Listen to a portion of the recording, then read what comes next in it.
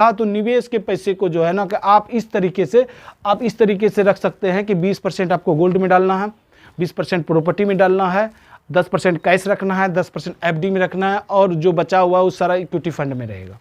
लेकिन शुरुआती दौर में जितनी आपकी उम्र है आप इक्विटी फंड डायरेक्ट खरीद सकते हैं। अगर 30 साल उम्र है 70% और बाकी पैसे को जो आप गोल्ड खरीद सकते हैं, क्योंकि प्रॉपर्टी खरीदने के लिए बहुत सारा धन लगता है। तो इसी पीरियड में आपको रखना होगा जितना भी है। मान लीजिए कि आपके 50% आप इक्विटी खरीद ले, 50% में ही आपको 10% एफडी में डालना है, 10% आपके पास कैश रहना चाहिए और बाकी सब आप गोल्ड खरीद लिए।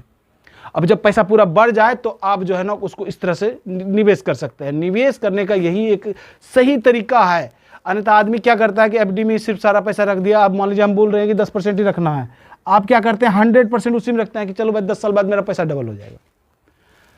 आपके बचत खाते में कितना रहना चाहिए? आपने पिछले वीडियो में देखा कि आपकी आमदनी जितनी है उसका 6 गुना पैसा 100% आपके बचत खाते में रहना चाहिए। अगर 1 लाख रुपया महीना कमाते हैं तो 6 लाख रुपया बचत खाते में आपका रहना चाहिए। अगर 20,000 कमाते हैं तो 1,20,000 रहना चाहिए। और उसमें जैसे ही हमें बढ़ोतरी होती है तो उस पैसे को आपको निवेश कर देना है। उस पैसा रखने के बाद ये तरीका है। आप हमारे पिछले वीडियो में देखिए कि कैसे कैसे पैसे को हमको रखना है ताकि हम तनाव मुक्त जिंदगी जी सकते हैं।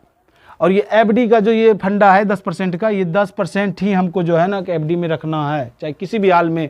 और बाकी आप गोल्ड में रख सकते हैं। यानी कि अगर सिस्टम से प्रॉपर्टी में भी रख लिए, गोल्ड में भी रख लिए, स्टॉक्स में भी रख लिए और कैश भी रख लिया और 10% जो है हम एफडी में रख देते हैं।